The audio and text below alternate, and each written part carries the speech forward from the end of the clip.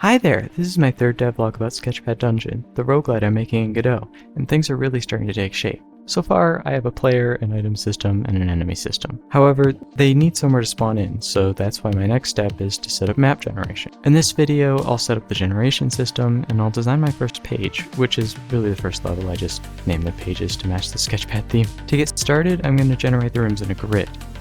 Rooms will be randomly selected to fill in the grid, but for now I'll just add simple squares to represent a small room. After some programming, the squares were visible in game. I then added a few different rectangles, and I made each room have different openings that would appear when an adjacent room also had an opening. They are represented by purple lines here. Only some rooms are connected to each other though, so the player will be unable to access most rooms. To remedy this, I created a system that marks each row as open or unopened, and it also marks it as accessible or inaccessible. I then made the generation avoid closing off openings unless another accessible opening could be left open. As a result, the map should be entirely accessible, hopefully.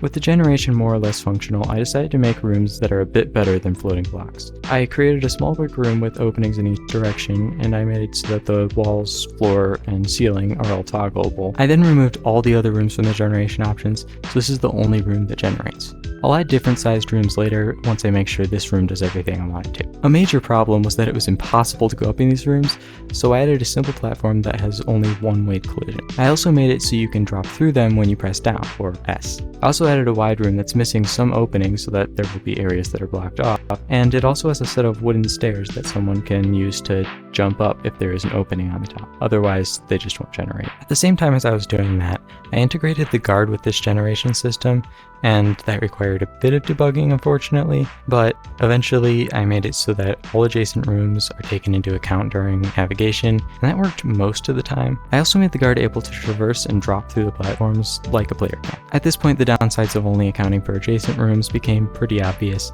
as the navigation paths were essentially limited to 2 rooms away. So instead, I made it so that it uses the A-star pathfinding, like it does for its normal navigation, to determine which rooms will lead to the player.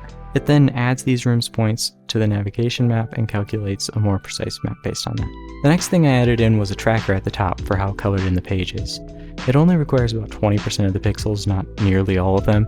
It also displays the color each pixel is, which will be more apparent once I add more than one item that can be used. Finally, it rewards moving into different rooms, as each square on the grid counts as less once more than 20% of it is filled. It currently fills pretty slow, but I hope to add more items and mechanics later that will help with coloring in the page faster. I also added spawn points in each room for enemies.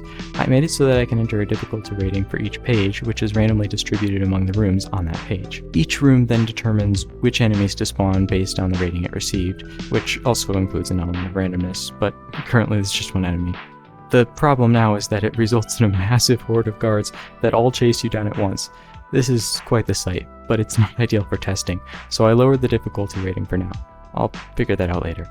With that mostly taken care of, I decided to add a few more rooms. The first one I added was a winding staircase that could be used to go up a level. This is the first vertical room. I then added a large room with lots of stairs.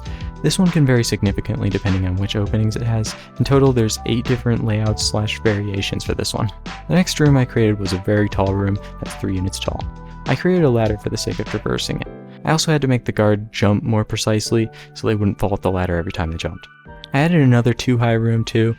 It has a ton of platforms that are in different places depending on the openings. As a result, this one has 8 different variants as well, just like the big room but half the size. The final room I added for now was a horizontal room with stairs in the center. Ladders will generate in this room if there are openings that need to be reached to the top. I originally had platforms, but the ladders just look nicer. Thanks to the wide variety of rooms, each generation will be different, with the number of possibilities surpassing the trillions. I will add more rooms later, increasing the various ways it could generate even further.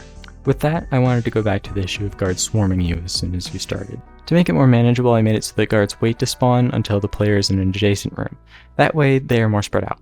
Of course, it looked very strange for the guards to spawn in suddenly, they just appeared from nothing, so I had to fix that. The way I went about that was by creating a gradient 2D to cover each room with white, like paper in a sketchpad. When the player walks into an adjacent room, I animate the gradient to seem to fade, starting from the direction of the player and then going away. I wanted to make this look like the room is being sketched in the future, but I think it looks nice and it works for now. With that, I have my generation system done, as well as a decent amount of rooms. I'll definitely be adding more rooms and levels though, so this existing system will be very useful. I think this game is forming pretty well. From here, I just need to set up boss fights and some smaller game mechanics, and then it will be on to the content stage. I'll be posting more devlogs about that, so be sure to subscribe if you would like to see those videos when they come out. Leave a like if you want to let me know that you enjoyed this video, or leave a dislike if you want me to know that you didn't. See you in a future video. Bye!